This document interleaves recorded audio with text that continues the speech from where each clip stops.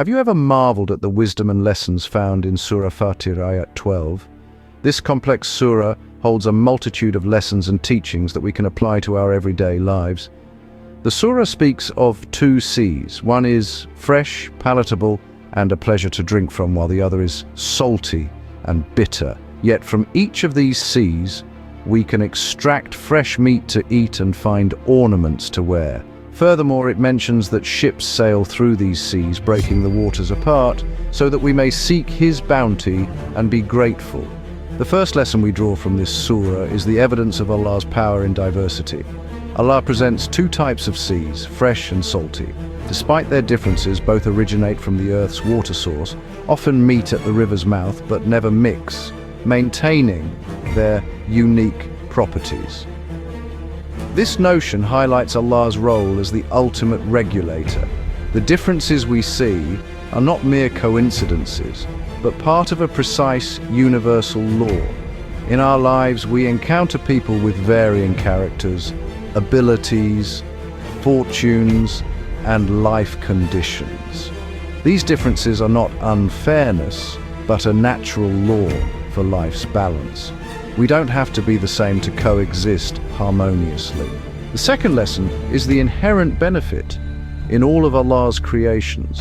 Regardless of whether the sea is fresh or salty, it holds benefits.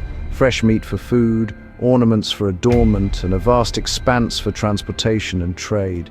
This teaches us that even things that appear bitter or challenging still bear benefits.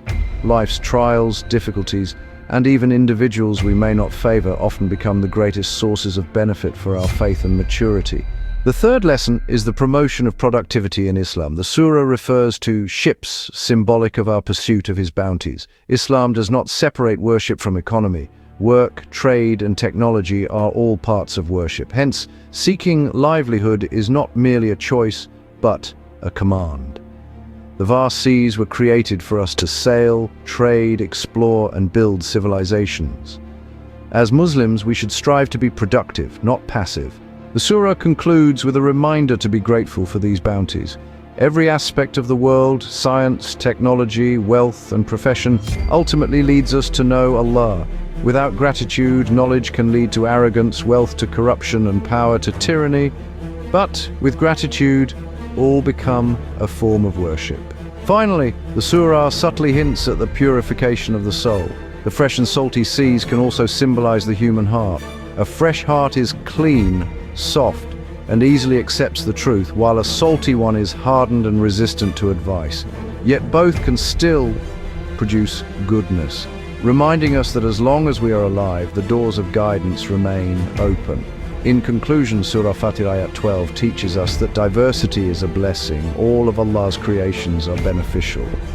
Islam encourages work and civilization.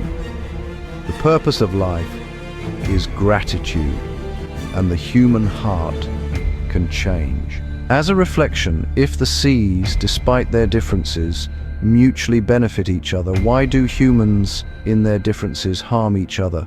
The faithful see nature and remember Allah, while the heedless see only the world.